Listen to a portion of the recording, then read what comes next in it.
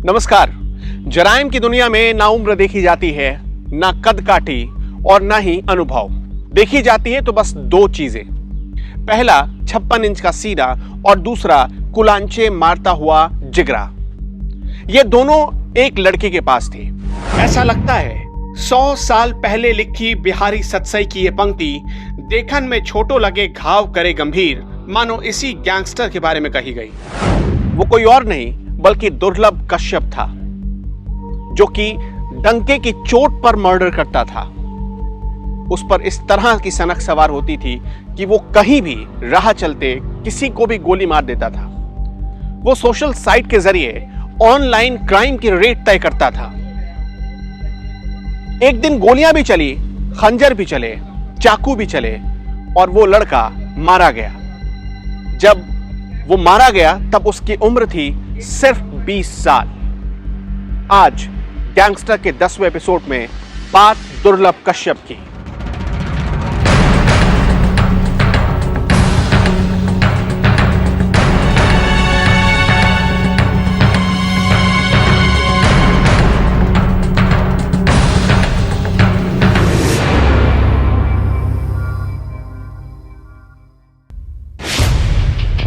आंखों में काजल, माथे पर तिलक, गले में काला गमछा, कभी छोटे तो कभी लहराते लंबे बाल और हर फिक्र को धुएं में उड़ाती चाल।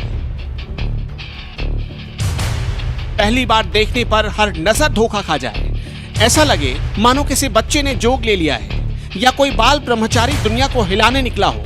लेकिन ये जितना भोला नजर आता था उतना ही खतरनाक इरादे और तेवरों वाला था। दुर्लभ कश्यप के किस्से एमपी का बच्चा बच्चा जानता है। माएं अपने छोटे छोटे बच्चों से कहने लगी थी, सो जा बेटा वरना दुर्लभ आ जाएगा। भोली सूरत, दिल के खोटे, नाम बड़े और दर्शन छोटे। दुर्लभ प्रजाति के दुर्लभ कश्यप की यही तो पहचान थी। वो बहुत कम उम्र में नाम के माफिक ही बहुत दुर्लभ किस्म का गैंगस्टर बन चुका था। वो एक खास तरीके का ड्रेस कोड पहनता था और सबसे हैरान करने वाली बात यह थी कि जैसी उसकी वेशभूषा होती थी वैसे ही उसके गैंगस्टर भी पहना करते थे। कहा जाता है कि आज भी उसके गैंग के लोग उसी के ड्रेस कोड की कॉपी किया करते हैं। एक और हैरान करने वाली बात, दुर्लभ कश्यप गैंग के सभी लोग खुद को महाकाल का बहुत बड़ा भक्त बताते हैं और आज भी उज्जैन जाकर महाकाल के मंदिर में मत्था टेकते हैं।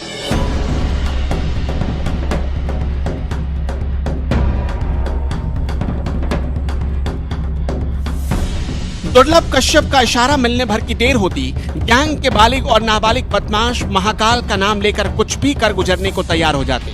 दुर्लभ के गैंग से जुड़ना नए नए लड़कों का शक्ल बन चुका था। तमंचा लहराना, धमकी देना, कॉन्ट्रैक्ट किलिंग का ठेका लेना दुर्लभ का गैंग अपनी शान समझता।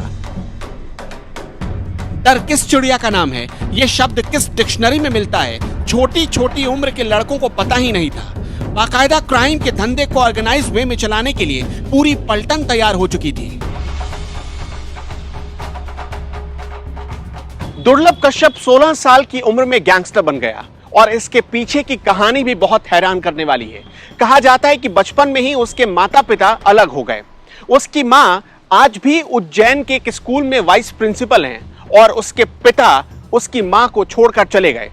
शुरुआत में कुछ दिनों तक दुर्लभ कश्यप अपने पिता के साथ रहा, उसके बाद वो अपनी मां के पास चला गया।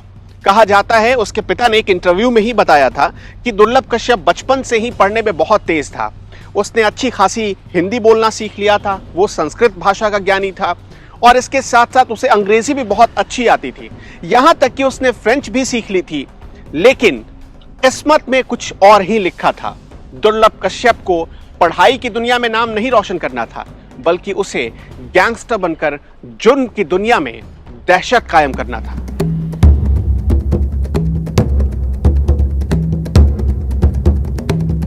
दुर्लभ के पिता ने बताया कि वो सुबह 4 बजे उठ जाया करता था, बास्केटबॉल खेलने जाया करता था। लेकिन 2016 में दुर्लभ अपनी मां के पास चला गया। उस साल अप्रैल मई के महीने में उज्जैन में सिंहस्थ कुंभ लगा था।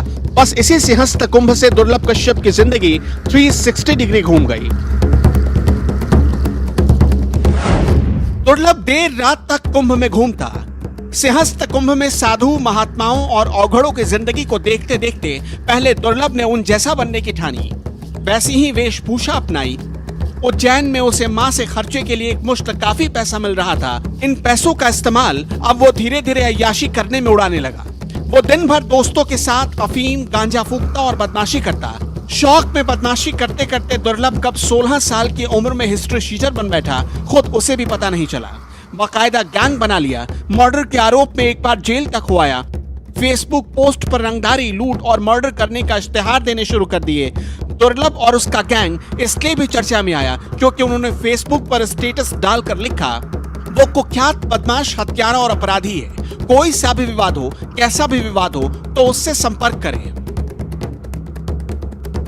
कहा जाता है कि दुर्लभ और उसके गैंग के लोगों की फेसबुक आईडी चलाने के लिए बाकायदा एक सोशल मीडिया की टीम बनाई गई थी जो उनके दहशत के पोस्टर को वायरल करती या दहशत भरे पोस्ट लिखा करती थी। साल 2018 में दुर्लभ कश्यप और उसके गैंग के लोग पकड़े गए। पुलिस ने दुर्लभ कश्यप को प्रेस कॉन्फ्रेंस में पेश किया। उसकी हालत बहुत खराब नजर आ रही थी। उसकी शर्ट फटी हुई थी। उस वक्त तत्कालीन एसपी सचिन अतुलकर ने दुर्लभ कश्यप और उसके गैंग के बारे में डिटेल जानकारी दी थी।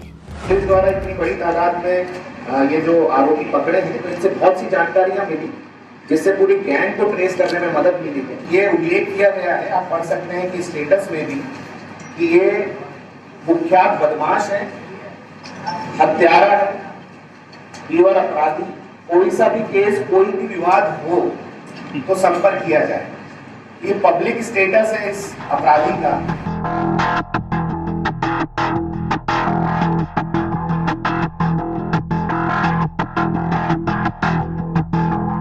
2018 में दुर्लभ को जब पकड़ा गया तब नाबालिग होने के चलते उसे बाल सुधार गृह भेजा गया। आयु परीक्षण के बाद अप्रैल 2019 में दुर्लभ को इंदौर ट्रांसफर कर दिया गया। करीब 1 साल से अधिक वक्त तक दुर्लभ भैरवगढ़ की जेल में बंद रहा। विरोधी गैंग और पुलिस के डर से दुर्लभ ने खुद जमानत नहीं करवाई। जिस पुलिस अफसर सचिन अतुलकर ने दुर्लभ को पकड़ा, उन्होंने ही उससे एक बार कहा था, देख तू जेल में ही सुरक्षित है, उम्र से ज्यादा दुश्मनी पाल ली है, बाहर निकलेगा तो कोई भी तुझे मार देगा। हुआ भी यही। आईपीएस सचिन अतुलकर की भविष्यवाणी सच साबित हुई। साल 2020 में लॉकडाउन से कुछ दिन पहले दुर्लभ कश्यप जमानत पर छूटा और इंदौर में रहने लगा। जैसे ही लॉकडाउन खत्म हुआ, वो एक बार फिर अपनी मां के पास उज्जैन लौट आया और वहीं रहने लगा। वो कहते हैं ना कि चोर चोरी से जाए, सीना जोरी से ना जाए। दुर्लभ कश्यप के साथ कुछ ऐसा ही हुआ। वो खुद को डॉन मान बैठा। वो खुद को उज्जैन का बेताज बादशाह घोषित कर बैठा था। वो कमर में बंदूक दबाए चलता था।